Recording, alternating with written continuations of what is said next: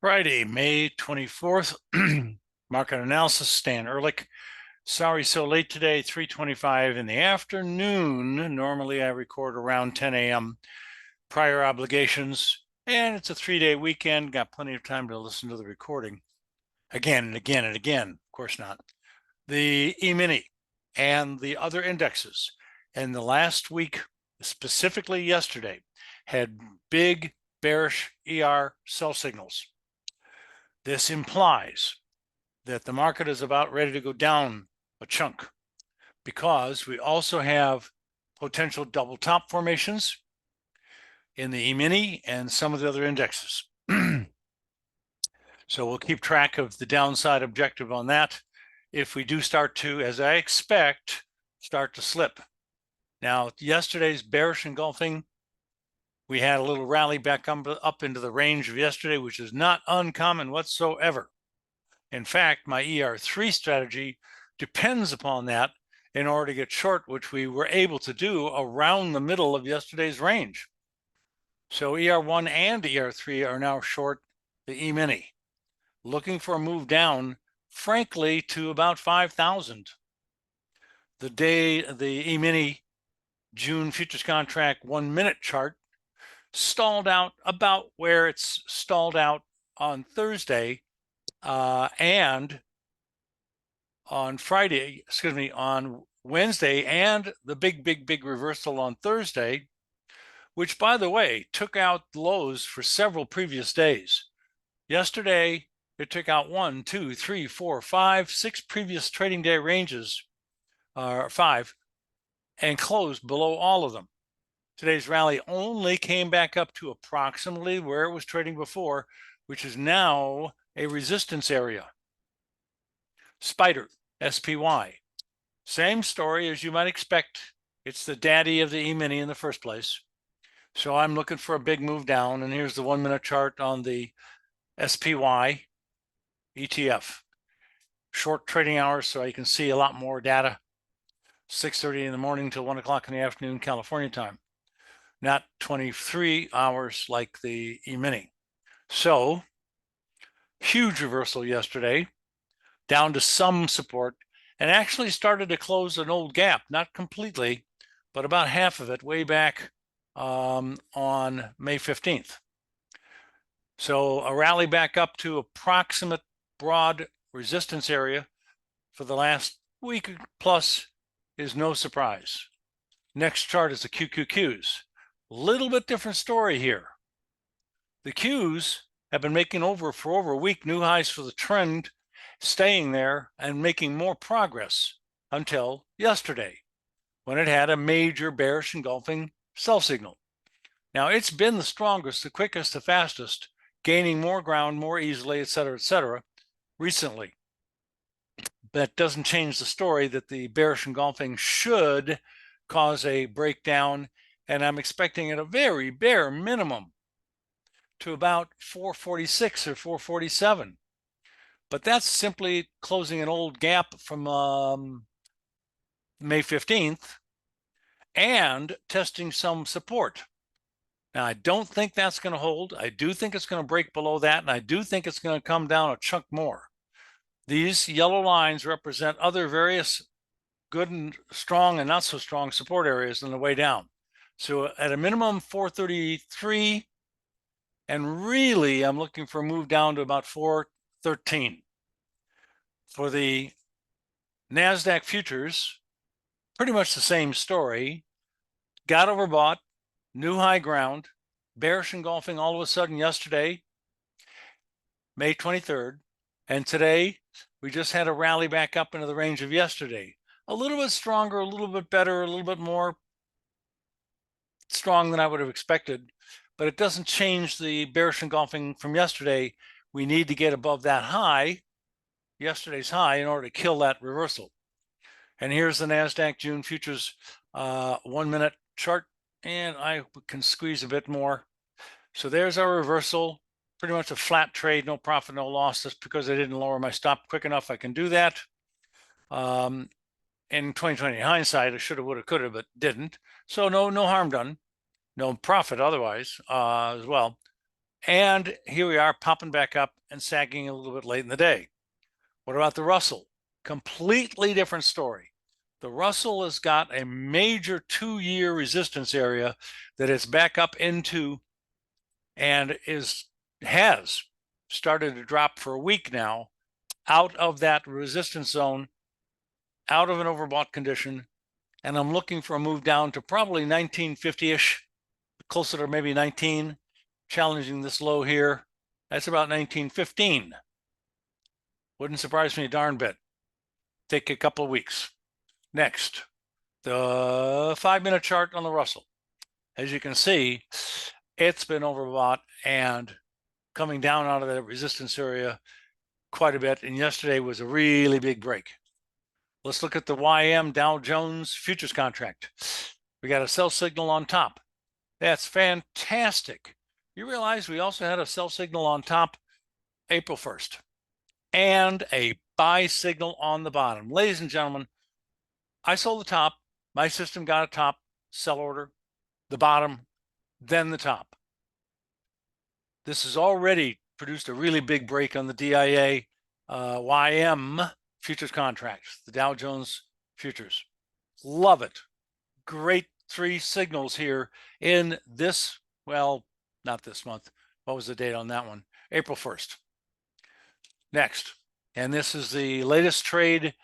The green line represents the trade line. Entry price here a few days ago, high day, bearish engulfing.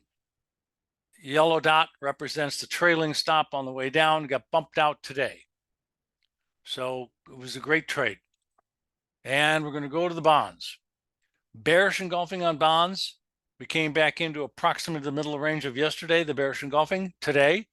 And I'm looking for it to make new lows again for the short term, down to around 15.17 to 14.14, 114.14 in that range at a minimum.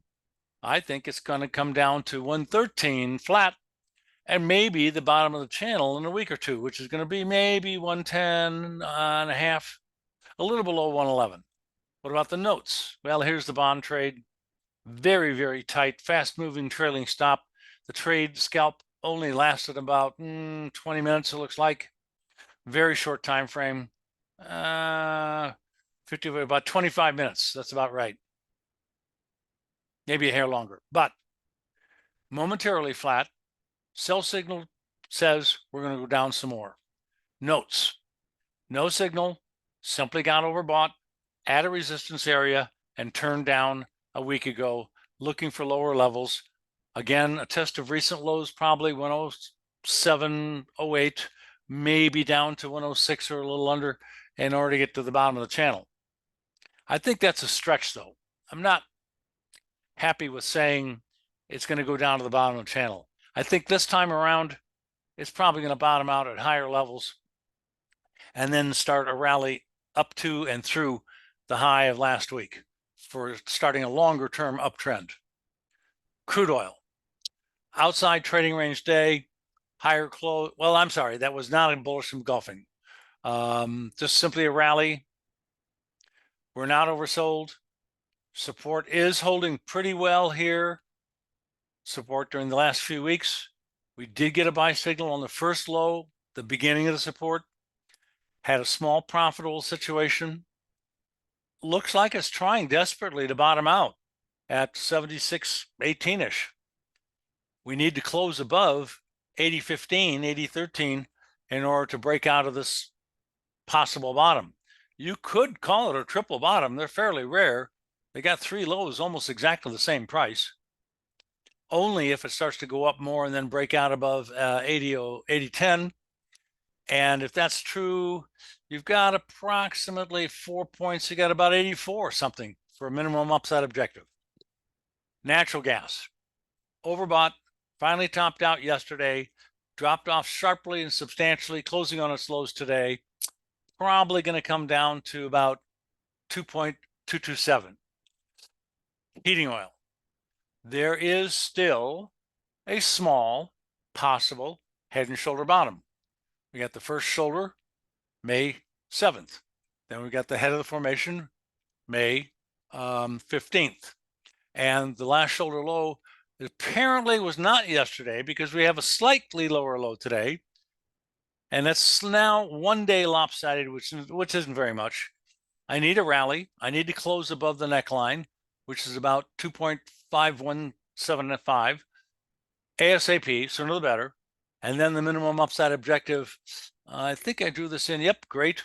Would be up to approximately 2.6466. Next, we've got gold, sort of a double top here, coming down dramatically quickly toward the breakout point, which is 2286.5, 2286. If that is broken on a closing basis, we should go down to 2126 or more, which is also a support area. So I'm looking for lower levels in gold, and silver topped out in overbought conditions, no signal per se. And here it's not a double top. I expect to move down maybe to 26.26. Could be even lower than that. And that's a pretty good break from 30.5. What about copper? Platinum, sorry. We got the top of the market exactly. New low close since the bearish engulfing ER sell signal on the high day of 520 is the date. Great. So far, so good. We already got to my first minimum support level, 1020. And yeah, sort of, kind of, maybe tried to bounce a little bit, did close a little higher. I think that's not very good support. I think we're going to go lower. This is quite a complex trading range that left behind for a full year. So I'm thinking the next significant support is probably going to be down in the ballpark level of 960, give or take, say, $10. High grade copper. We have an overbought condition and it hit resistance and a previous important high on the continuation, which had a bearish engulfing at the very top, March 7th of 22. Now that's 2 years ago. And it did it again, except there wasn't a signal this time. It just topped out at the same old price. Not a shocker. It was also very overbought. I think we're going to come down a minimum of a little bit more to 4.69 even, or lower than that, 4.4665. Now, the real substantial support is even lower than that. And you're going to have to come down to probably the ballpark area of around 410, which is a really big move, in order to find a final bottom. Soybeans, oil meal, corn and wheat, we've got 4 out of 5 with ER buy signals at the lowest lows. In the case of wheat, it was particularly profound because it was the bottom since the beginning of the war. Now, buy signal, April 19th. New highs for the move by a little bit yesterday, didn't close very well. Today, we didn't do too much. Got a little bit stronger, decent close, up 38 ticks, nothing super special, no breakouts. It is running into a little problem here, but I think it's going to blast through this next week. Remember, the markets are closed on Monday, holiday, and I'm still bullish on grains in general. So what about the soybean oil? Gigantic 2-year head and shoulder bottom, still forming. The last shoulder low was in the last couple of weeks. The head of the formation was around May 30th of 2023, and the first shoulder was on July 14th of 2022. Pattern looks good, except I don't like two things. 2-year pattern is very large. They're very rare. They normally, if they get that size, don't work. So far, so good, though. If it's working, it's working. I needed to see more new highs, above 46.70. The neckline says we're going to go up a lot if this pattern works correctly, all the way up to 92. Wow. So The other thing I don't like about it is head and shoulder bottoms are usually at the bottom of a bear move or bear market. And this one's at the end of a sideways trading range. That's also unusual. The size and where it's positioned. Next, meal. We got the bottom and soybean meal to the exact day, February 29th. 387, new high close recently, almost a new high for the trend up. I like what I see.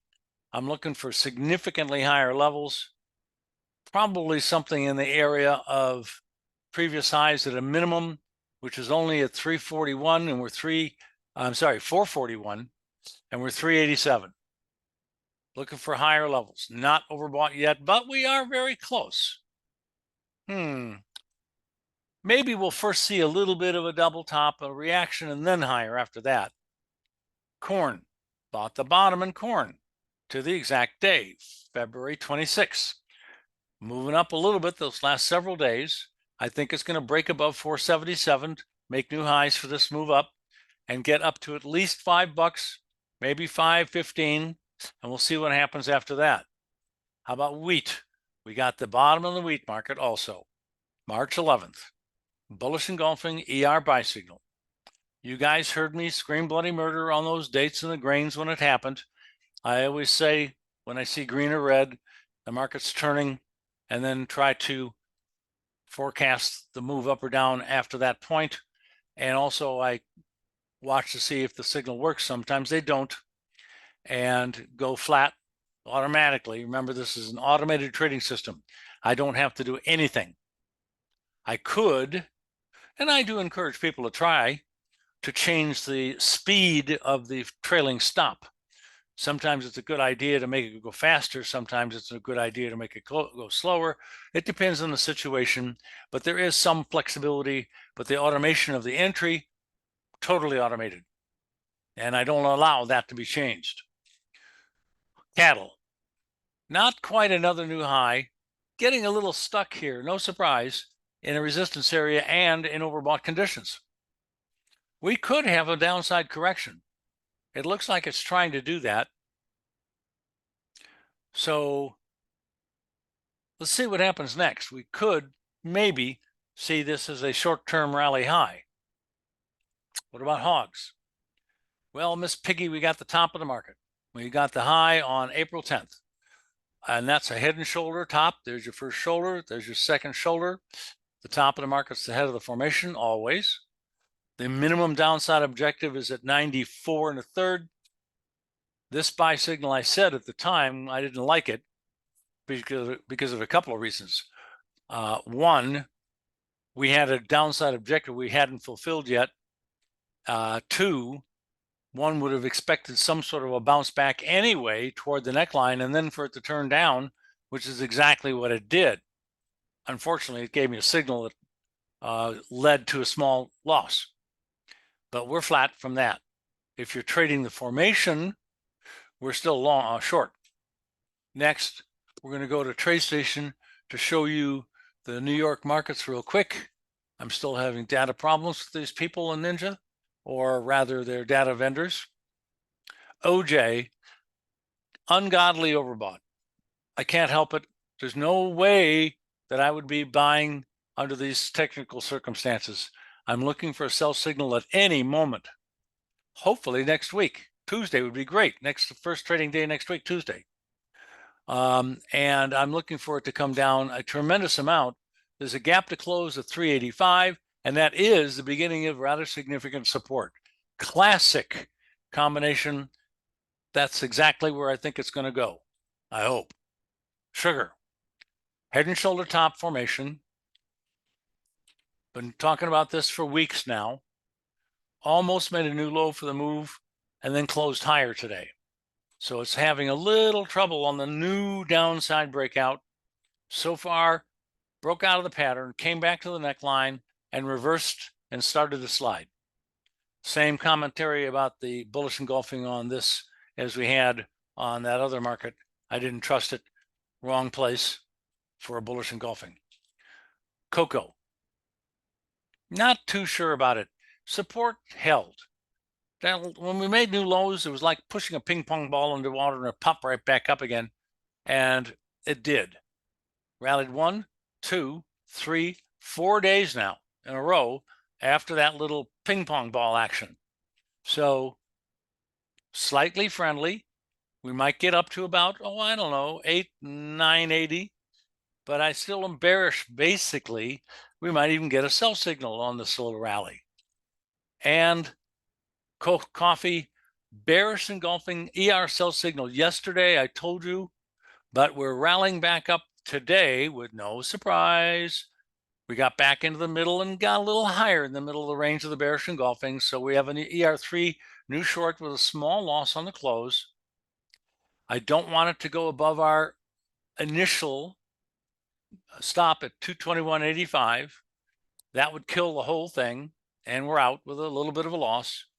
If not, I want it to go into new low ground ASAP, Tuesday. And lastly, cotton the rag. We had a okay buy signal on May 1st. Went up for a few days. Plenty of elbow room and time for making a little bit of money on the signal, but it wasn't all that big a deal. New lows for the trend didn't go anywhere, and now we've seen for 2 days a close above the highs since the first buy signal, and only buy signal. So I'm friendly to cotton, probably a move back up to approximately 87, and I'm not ruling out 89. You guys have a great 3-day weekend. Profitable trading to you. Have a great weekend. Bye-bye.